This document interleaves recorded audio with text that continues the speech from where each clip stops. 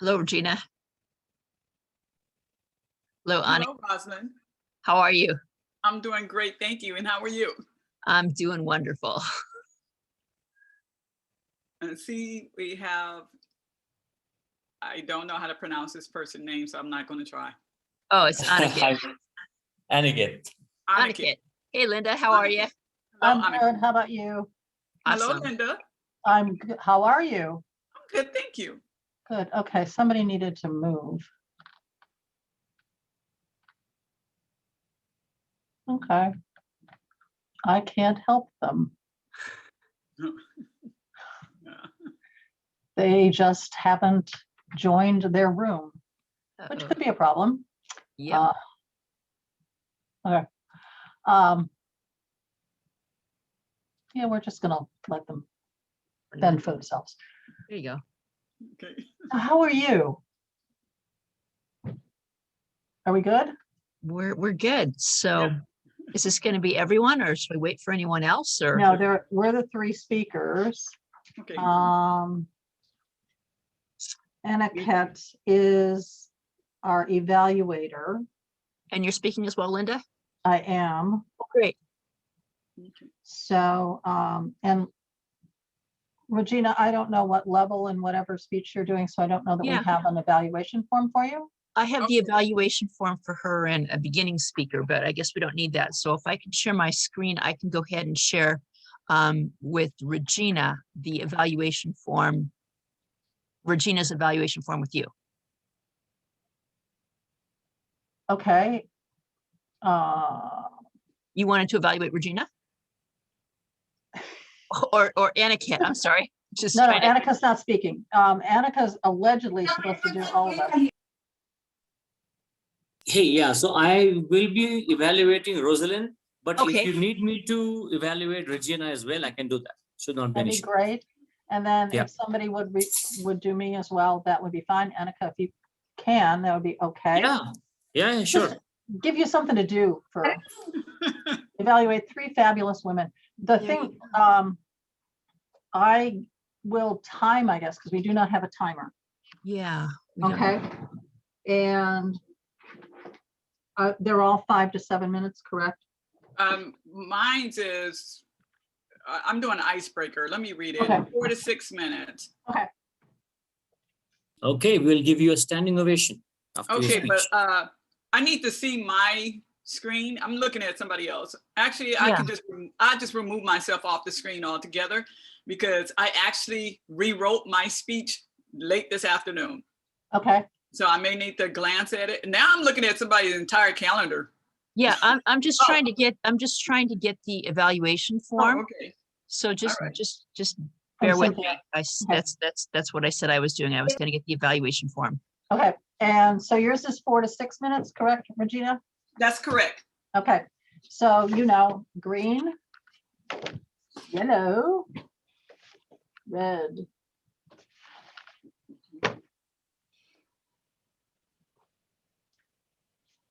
And Regina, can you time for me? Sure. Let me go and get some timing cards. Okay, thank you. Well, can I do that later? Yeah, you can do that later. We're fine. Okay. All right. And honestly, I cannot. Oh, I see myself, but I don't want to see myself. And I don't want to see any of this stuff. As I mentioned earlier, I just redid that. So I'm probably going to glance down Okay. a couple of times just to make sure I got it. But I'm delivering what I have. All right. And you guys are completely off the screen right now. Hopefully you all can see me clearly. We can see you. Okay. Rosalind, are you going to try and fill this out while we're doing this or what? I was trying to send it to Aniket. That's what I was trying to do. Anka, did you not get evaluations in your email? Maybe the best thing would be to email it I to. got the evaluation form for Rosalind. Okay, good, but- good. Okay, so that's evaluation and feedback speech 1? Is that true? It's No, that's for actually the speech. icebreaker. It's actually the one for the number 2, where I'm going to be coming back and doing it again. Okay. So You want me to email it to someone? yeah, if you can email it to Aniket since he's Okay, doing Annika, the evaluations. give And me a then I- moment. And then I can introduce you. Okay, so I am going to forward this whole entire email. You're just gonna have to get it. Okay. So I won't have to create Okay, and stuff. he put his email address in the chat. Oh, I didn't even, I'm all off that page altogether. So hold Oh, on, okay. let me grab it then. Because, And Annika, if you have, okay, I'm doing the speech number 1, that Rosalind's doing speech number 2, but I believe that the evaluations are the same. All right. Am I wrong? You're doing the number 2 of the one that I'm doing? No, I'm doing number 1 of the one you're doing number 2. Well, is it evaluate a speech that you've given before? No, you're doing evaluate a speech that you've given before. I'm not. I'm doing the speech for the first time.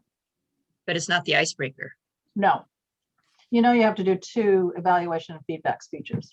Right. I think we're doing the same one then. Okay, all right. She told me that I didn't need to do them out of order. I didn't need to do them in order. So I figured I can just give a speech and then I can go back and give it again. Right, okay. We're on Then, the same one. Monica, the evaluation will be the same for Rosalind and myself. Okay, were you able to get my speech?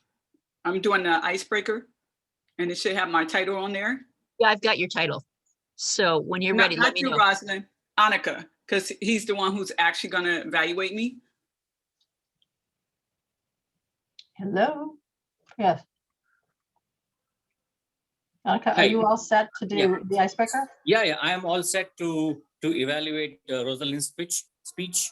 I don't have the other 2 evaluation forms. If you have sent me via email, I have received them as well. Yeah, Okay, I got the other Rosalind? evaluation form. Rosalind, why don't you do Regina since you have her evaluation form for the icebreaker? Annika, mine's actually the same as Rosalind's. So I can send it to you. Okay. Oh, who's sending me stuff? I'm sorry, who? Somebody's sending me. Okay, I'm not worried about it. I don't care about that. Let me focus on this because someone's sending me stuff. I just need to, and what I'm going to request, Miss Linda, Yes, ma'am. hear the timer. I Yes, ma'am. request that you say it out loud because I'm actually colorblind. And so Okay. yellow and green look exactly the same to me. Okay, so you want me to shout out? when you Yes, hit I'm 5? okay with that. All right, I can do that. Okay, and you can just let me know. Oh, I'm waiting for my evaluator to introduce me. Great. Ladies and gentlemen, it is my distinct honor and privilege to have esteemed Regina Davis speaking us tonight from her icebreaker. It's called To Get to Know You, You Must. It's 4 to 6 minutes. It's out of the Visionary Communication Manual #1. And we are all honored to have you give this phenomenal speech. Let's give it up to Regina Davis. Yay! To get to know me, you must understand my Black history. What is your Black history? Who is a part of your Black history? I'm sure you know all about Barack Obama, Martin Luther King, and Harriet Tubman. All these Black people are important in our history. My Black history includes everyday, ordinary people.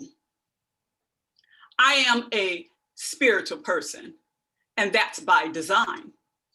Many years ago, my grandfather kept his family in prayer. On Sundays, he would take his children to church, and he served as an usher for over 40 years of his 90+ years of his life. This influenced me to be a spiritual person. I am a poet and a writer, and that's by design. Many years ago, one of my uncles would encourage me to read a lot. Our favorite pastime was to read local newspapers and national newspapers, and we would discuss current events. We also read a lot of books together. I am a writer. I am a poet. I am a passionate community servant, and that's by design too. I love spending quality time with people who serve other people, like at Clyde Memorial. They serve free meals to those who need it the most. Shiloh Christian Fellowship. They have lots of great community programs. I used to participate in some of those programs. I love that place. And then there was, and still is, American Red Cross. It provides emergency services for those who are in need. I am a regular blood donor, so I work with them a lot. James, Bob, Popsy, Helen, David, Veronica, Busy, Marvin, all these ordinary, everyday people, they are a part of my Black history. James. James is the shift leader at Glide Memorial Food Program. He treats everyone with the utmost respect, whether they're volunteers or people who need the service. He demands respect for all. Then there's Helen. Helen was my very first Black teacher. And not only was she my very first Black teacher, she was the first to teach me about the real meaning of Black history. And there's David, which I like to call Reverend David Kitely. He is the co-founder of Shiloh Christian Fellowship / University. And that's where I raised my children at, that church. And there's Busy. Busy runs Speak Out, which is an online platform at Glide Memorial. 4 minutes. Where artists around the globe can share their gifts and talents. And Veronica, my sister, she shifted her whole entire life to adopt 4 brothers to keep them from being separated by the foster system.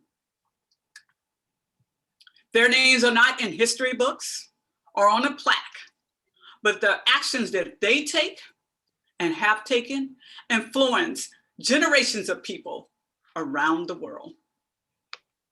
This is not all of my Black history.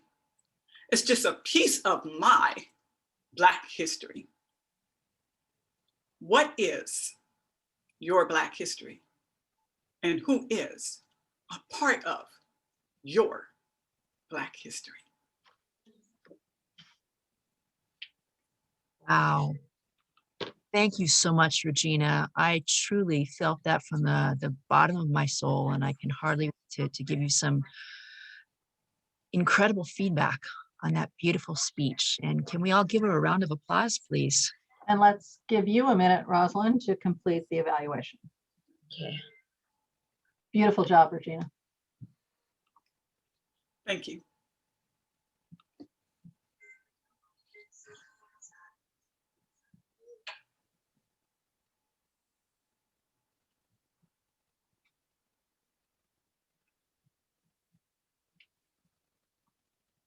Okay, I'm pretty quick.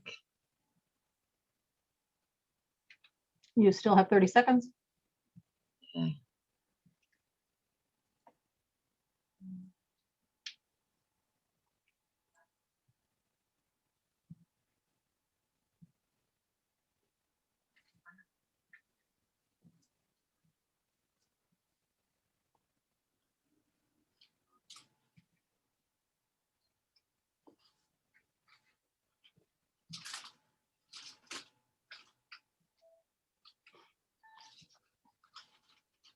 And that's time.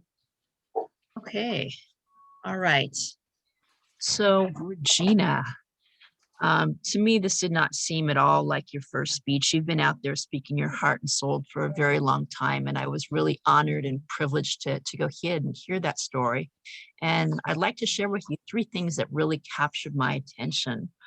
The first thing I really liked about your speech was you began what Black history is not, of all the names that we know, and how that didn't represent you.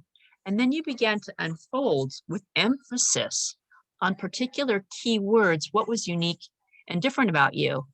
And it's interesting that you and I share some common things because I'm also a poet and a writer. I didn't have that father who worked with me on all those writings, but I could see the symmetry of what you were going ahead and saying. I love the stories that you pulled out about the individual people. And it was like you were, counterplaying what you began with of the Martin Luther Kings and, the Harriet Tubman and so on and so forth. But the illustrations you told us, because the funny thing about history is history has a way of rewriting what's important and what's not. And I think what we've learned today, even in our meeting today in the Toastmasters, where this person was telling us that someone she went to school with about the incredible mark that she had made on us, the people that you illustrated to us have really made our world and are certainly influencing many people, even though their names aren't down in a book on a piece of paper. And I thank you for sharing it as a part of Black history, that important part that makes you who you are. And I can hardly wait to hear from you the next speech that you've gone ahead and share. Madam Toastmaster, thank you so very much. Thank you so much, Rosalind. And I would agree. I echo what Rosalind has said, Regina. I've heard you speak a number of times, and that to me was one of the best presentations. I felt very much that it was from your heart. And yeah, it's an awesome job. All right. Hey, hi, Regina. Aniket here. I also loved your speech. Loved the way you have structured it and the way you have you had the context of Black history in your own world. So everyone has their own history. So that was a beautiful perspective.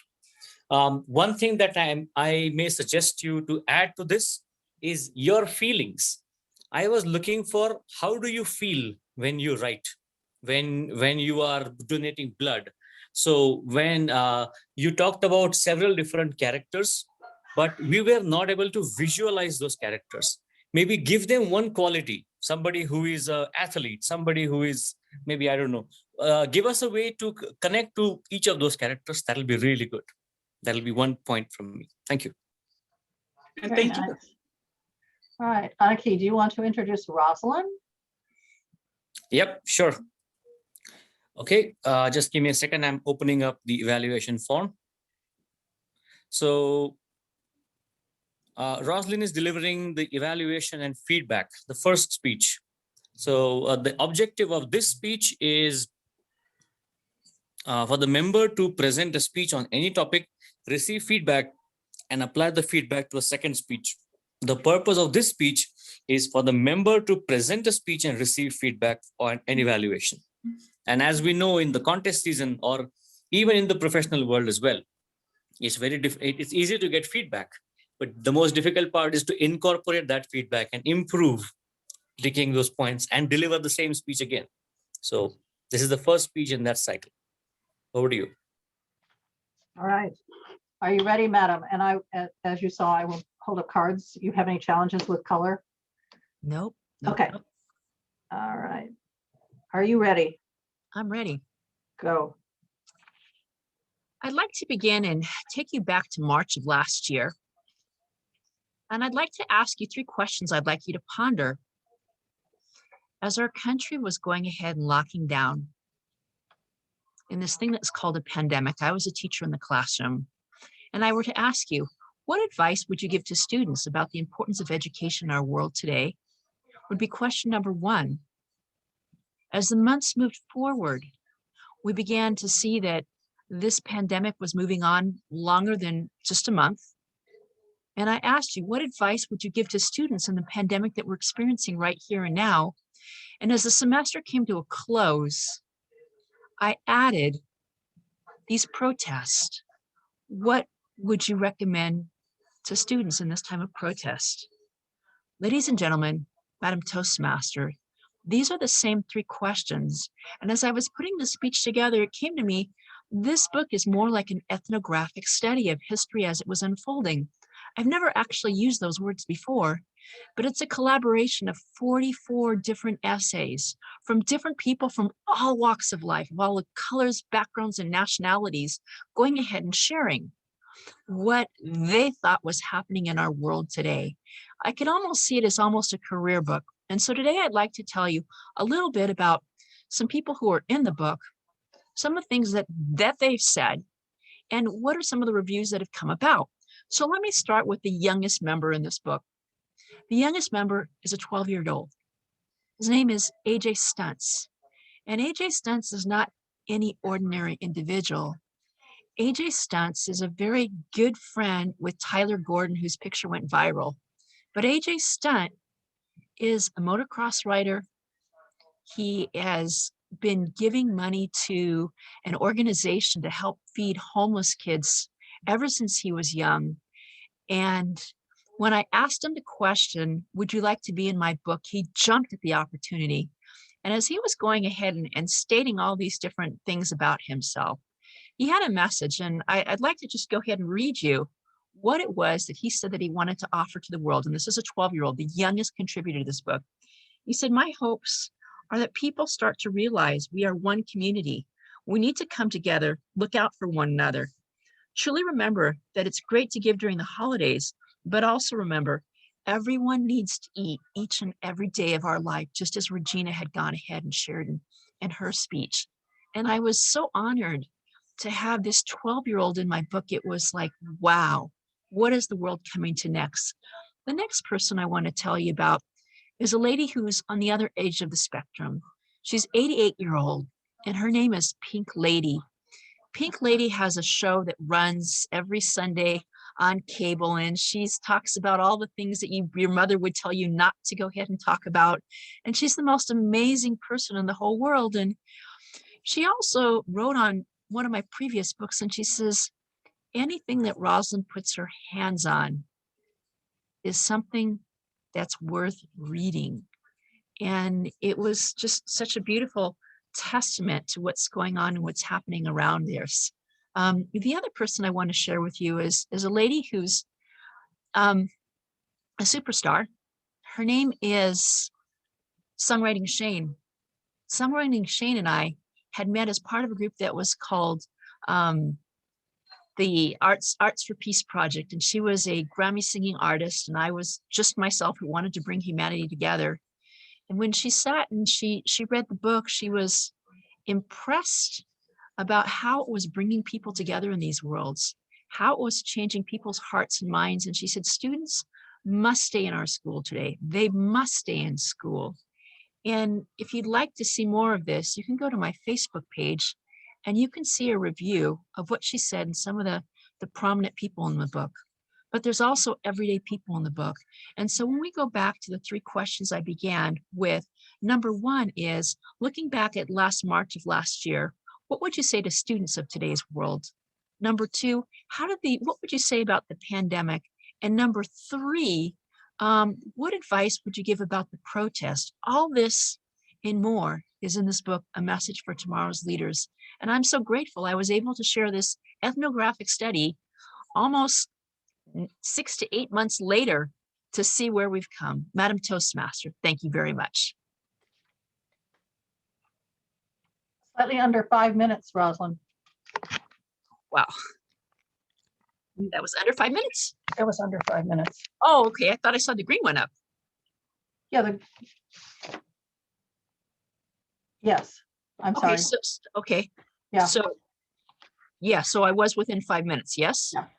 Okay, good. You could have Spoken could 2 have minutes gone longer. longer. Yeah. Okay, yeah. Okay. I saw the 5 minutes and I figured time was running out. No, you're good. You were very good. We'll give Anaki a minute to do his evaluation. Hey, I'm ready. Oh, all right. Go for it. Cool. Hey, so thank you so much for bringing us in as a part of your book. I felt like I'm reading your book as you're delivering your speech. And that was one of the wonderful things that I experienced as an evaluator, to be listening to the author herself about her book. Now, there are so many things which I loved about your speech. And one of the first things is the circular effect. You started with the three questions and you ended with the three questions. So that gives us a complete reference of closure. And that was a wonderful thing to do as well. You had a broad spectrum of people to that whom you introduced us to, and each of them had their own perspective. And putting that with the pandemic, making everything relatable, because we as an audience are always thinking, what's in it for me? But when we listen to wisdom from a 12-year-old, and then things that you should not listen, that you don't get to hear coming from an 80-year-old, I think all these things really make this interesting. Now, there are a few things that you can work upon to take this speech a couple of notches up. The first thing is, I would like you to emphasize on your why behind writing this book. Why do you want to write this book, and why these three people? And when it comes to the three different stories as well, the transition between them needs to be a bit more succinct. And I think that is one place, because as we just heard from Linda, that you have got more time that you can fill here. So you've got writing space for sure. So all that you need to do is add a bit more on the why behind the book. What is in it? Then you, what is in it? What was it which made you to start writing this? Then the transition between the 12-year-old to the 80-year-old. Something like, if you think it's only the 12-year-old who is thinking this, wait till you hear what an 80-year-old woman who keeps telling these things has to say about her. Do you want to know about her? Her name is 123, and then you talk about her. But if you were impressed with the 12-year-old and the 80-year-old, the third person that's going to come in the story is going to say something else. And now all of these three things together, putting in what is your perspective when you take these three stories, what is your message to the world through this little piece of 7 minutes that you have got, that the world can glimpse into your book. What is that one message that you want to deliver? That piece needs to come out a bit more clearly. Those three questions can be used as the tools to uncover that message. So overall, I loved your speech. The concept is fantastic and your energy was fabulous. If you can just add a couple of these points and work on the why, your speech is going to be memorable. And I'm looking forward to reading this book. Back to you, Madam Toastmaster. Thank you. Thank you so much. That was beautiful. That was awesome. Regina, any comments from you? And you're Yes, muted. I totally agree exactly what he just said. I was trying to write down everything you said because it was worth remembering. And I loved everything. And like you said about the why. And one of the things I wanted was for you to expand the story a little bit longer as well. You had a lot to say, but what you had to say could have been expanded a little bit more, just for us to have an understanding of why you connected with these characters or these parties. I was trying to write down their names. I think you said Sunrise, and then I couldn't catch the rest of it. So I started Googling it, but it was a great speech. And I'm looking for, I would love to hear it again after you edit it. No, Yes. definitely. Yeah. It's all in a. If I may add, Rosalind, because you have three characters with three names, you might as well take the first letters of their name and make an adjective or a short form out of it, like Right. STU. Right. Something that the audience can remember, and then they will remember S stands for this person, U stands for that person, something like that. Right. Excellent. Excellent. Thank you so much. I've talked a lot about this book, and when it came to putting this speech together, I'll be completely honest. I was trying to get on this call with someone who was trying to help me. I was trying to write the speech at the same thing. I had the ethnographic part that came down. I had the intro. I had this down. I had that down. And I said, well, we'll just go with what we know. We'll just go with what we know, because I've done tons of podcasts on it. So thank you so very much. And I'm so excited, because every time I give a speech, I can hardly wait to fix it for the next one. That's awesome. And Rosalind, Thank the only thing I would, One more point. One last point I want to mention is about the background, the virtual background that you had. It was interrupting to me looking at you as a speaker, because sometimes the flowers were coming out and you were going back. So I was not able to see you. Maybe you can disable the virtual background while you're delivering the speech. Okay. Yeah, I mean, I know that you want to show your book, but it actually is extremely distracting to lose your hair and only have your face and having the flowers come in. It's one of my biggest pet peeves about virtual backgrounds, because it was a beautiful speech. The other thing I'd love to see is there was a lot of you, and you would move in and move out, but I think we lost the hand gestures, Okay. if there were any. Right. And so perhaps adding a bit more of that. You're such a dynamic woman, as is Regina. Right. I'd just like to see more animation. Okay. Okay. Fantastic. All right. So, again, are you going to introduce me? Has he left the building? It's like, has Elvis left the building? Linda, how Yes. long is your speech? 5 to 7 5 minutes? to 7 minutes, yeah. Okay, so Linda, I'm using this as your Yellow? yellow. Okay, Okay, thank you. all right. How about green? Oh, it's green. Okay, It better be. yeah, no, it's green. And Okay. the other thing is, and you have a red, or are you just going to stand up? Okay, There you go. all right. Aniket, are you going to introduce it? Are you there?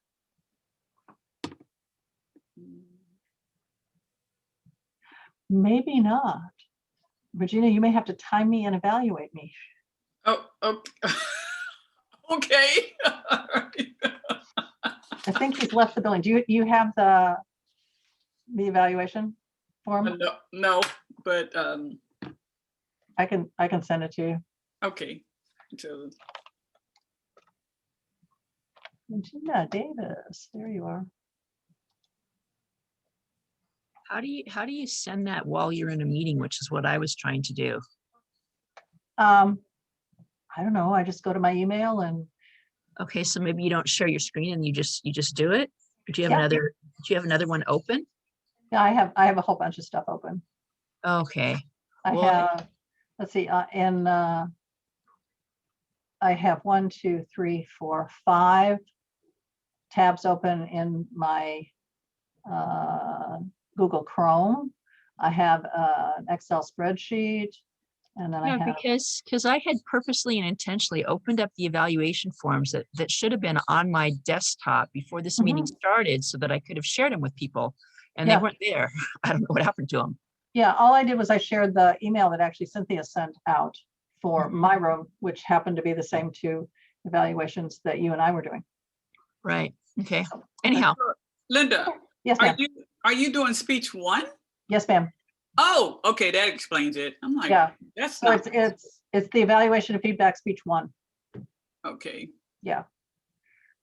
And so we know what the purpose is, because that was shared with Rosalind's. The title of my speech is, so it's Linda Patton, Leadership, the Good, the Bad, and the Ugly. The Good, the Bad, and the Ugly, Linda Patton. Let's welcome her to the stage. Oh God. Oh, this is so much fun. I love you guys. And you are the audience that I always look for, because you're welcoming and you're open and you're excited and all of that. I'm going to talk about leadership. And the first thing I want you to know is that leadership is the most maligned word in the English language. Women hate to be called leaders. They say to each other, I don't want to be that leader. And they're talking about generally the men who have been their leaders for so many years, and the fact that they don't like command. They don't like to be told what to do. So let's step back just a little bit. And if you were describing a leader, I'm going to ask you to answer this. How would you describe a leader? What would he be? What would the person be wearing? How would they be standing? How old are they? Give me an idea. They'd be standing up tall. They'd have a good sense of posture. Mhm. Their hands would be at their side, Okay. and they would speak with a command in their voice that you knew that they were talking and you were going to listen. Okay, perfect. Regina, how about you? I'd say in the corporate office, it would probably be an older gentleman. More than likely, he would be Caucasian. And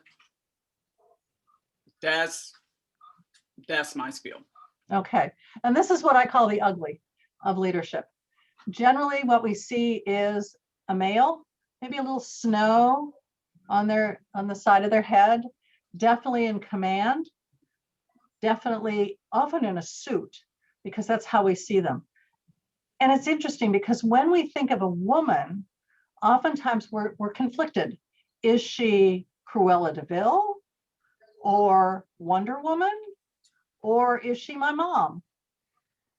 And that's a challenge, because how I was mentored was by a man. And so what I learned was command. Now you also have to understand that I spent 15 years in the military. So I learned command from the best. My boss was a 4-star general, and I learned everything that you needed to learn about first responders, how to command, how to tell people what to do, how to tell them where to go. It was all about telling. Whereas the women that I worked with who were leaders were more asking. They were just curious. They wanted to build community. They wanted to build creativity. They had empathy. They had feelings, and they were concerned about the people who worked with them. Now, the challenge for me was I came out of the military and went to corporate. And of course, corporate was also the bastion of male leadership. And then I got out of both, and I went into my own business. And what I found was, if I used command, my team ran to the hills and my clients were one and done. I couldn't understand it. It made absolutely no sense to me. And then I had a colleague say to me, you work from here. This is where your leadership comes from your head. Where you need to lead in an entrepreneurial world is from your heart. You need to figure out how to connect this with this so that your people know that you care about them, that you care about their visions, you care about their goals, you care about their family, you care enough to ask questions and to get their input. Now, what I find very interesting is in the years that I have been wrestling with command versus influence, I've watched first responder teams shift from being all command to having a mix of influence with that command. If you've ever noticed, and I do watch television, things like SEAL Team and SWAT, 911, those kinds of things, the first responders spend time before they go out strategizing. What are we going to do? Where are we going to go? They got input from all of the members of the team so that when they made a decision as to what they were going to do, it had all of that flavor. And then it was strictly command. We worked the plan exactly as it was set out. Because the worst thing that can happen to a first responder is that you're on a floor that isn't on fire yet, and you're trying to get these people out and safe. And you say to them, we're going that way. We're going to take that staircase down. And you have somebody over here who goes, I don't think so. I don't like that staircase. It's dark. It's dirty. I want to use this one instead. Well, what happens? Your authority is split. And in the meantime, you can't get those people out of the floor and into a safe location. So there is room for command, but the heart is what needs to lead us. So I was working on a workshop and I had 20 some people in the room. And I said, I'm looking for a word for command plus influence. And we played around with it. And we finally came up with confluential. We took the first 3 letters of command and the end of influential and created confluential. This is the blending of both the masculine and the feminine. It creates a beautiful dance between them. So if you think of it in terms of the Argentine tango or the paso doble, and you know how the man and the woman work together to make that happen. And this is what leadership is about. The masculine provides the organization, the structure, and the strategy, while the woman brings the creativity, the collaboration, the cooperation, the curiosity. And when they work together, you have the most powerful leadership style possible.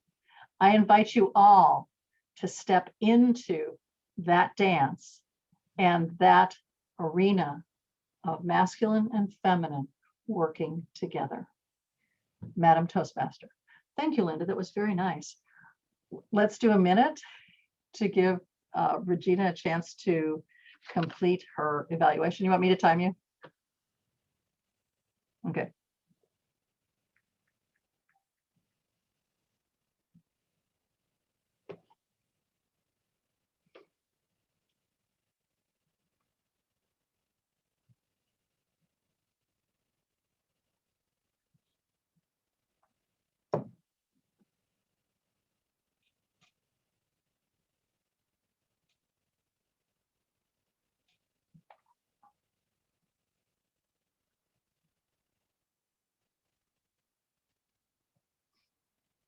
Did Annika leave us, or is he still here with us? I don't know. I think he may have his it could be his wife, but there was a woman who wandered in, was playing with the bed sheets and that kind of thing, and while he was giving his presentation or his evaluation. So I don't know whether she had something that he needed to do or to talk about or whatever, but. Right. You have 4 seconds. 3, 2, 1, and you are done. Linda, I absolutely enjoyed this speech. I felt like not only were you delivering a speech, but you were telling us something about you personally as a woman in a dominated environment, where it's mostly men who were not only the manager, but the leader as well. I enjoyed the way that you explained to us the difference between, from your view, the difference between how a man manages or leads and a woman. And some of the words that you use, you describe for when a woman manages or leads, she thinks about the community, she's empathetic, and she has concern for the people who she's managing or leading. But the men, they come across as telling and commanding. Those are 2 words that you described. And I thought, of course, I was going through my own mind, thinking about the managers in my life and the leaders in my life. And I truly believe that there is definitely the difference between a leader and a manager. And you described that to us as well. Thank you. There's a part where, I'm sorry, I'm gonna have to put my glasses on. When you describe when you left the military and you went into working out there in the workforce, and you discover how they lead. And then you talked about how once you left that and started your own business, but you mentioned about a coworker who said to you, you work from here, but you should lead from here. And that had you thinking, and you came up with this fabulous word that I tried to write down, but I believe I understand it when you said confluential. Influence. Confluential. Yeah. I thought it was great. I'll be honest with you. I would like to see that in your background. If you can put it up, and then you can explain to the audience, can write it down or take a snapshot of it and actually see it and put it together. But altogether, this was a great speech. First, and I should have said this earlier, I enjoyed the audience participation. Oh, thank you. Because I thought that we were just going to hear you deliver a speech, but instead you posed a question to us that had our wheels turning. And you got my answer. And then when I gave my answer, I'm like, no, that's not all of it. but it was a great way to start a wonderful speech. I enjoyed it. I felt, again, like I learned something. And thank you. Thank you very, very much. Rosalind, anything to add? Well, I thought it was interesting. As you said, a good speaker is always one who can go ahead and is able to integrate the audience into the speech that they're going ahead and giving, because you never know what they're going to say, but you always have to find a way to carefully weave it into what it is that you are saying. Yeah. So it's almost like an open can of worms. I also noticed that the way that you were able to use your hands and that you were able to keep them in the screen so that we knew that you were talking about the heads to the heart, and the different descriptions. And as you were going back, and I kept on thinking about the managers that I had and the ones that I'd gotten along better with. And maybe it's just the type of person I am, but I have a horrible time with the women people that I work with, and I get along a lot better with the men I work with. And, explain that one to me, baby. Explain that one to me, baby. That's a longer conversation, Rosalind. I'd be delighted to do that. But on a funny play on words, when it came time to wrap up and get back together, you took that control and you said 1, 2, 3, here we are, let's go. All right. And so those were just my comments, but a really delightful thing on the good, the bad, and the ugly, and good stuff like that. So Thank there you have you. I appreciate it. We technically have 2 minutes before we're supposed to be back by 7:40. Okay. Anything you want to wrap up with, or are we good? We can go back early if you like. But I want to give you the timing so you know that your speech actually ended at 6 minutes and 56 seconds. Perfect. So you did really great on your timing. I believe that I probably would have been more engaging if I wasn't doing the timing part. But it told me a lot about myself, that I can multitask. Yes. Did it. In so many different ways. You were evaluating, you were timing, and you were participating. I mean, yes, excellent. But I enjoyed the speech, Linda, and but you know what? What's the name of your book? Because I know you. Yeah, the book is called No One Stood Up When I Entered the Room. No one stood up when I entered the Hang room. on, and it has a subtitle because most people don't get it. If you've been in the military, you do. Because I retired as a major. Mm-hmm. Oh, Okay. wow. And because of that, whenever I walked in the room, if I was the senior leader, everybody stood up. Nobody questioned, nobody continued to sit, everyone stood up. And they would stay standing until I said, take your seats.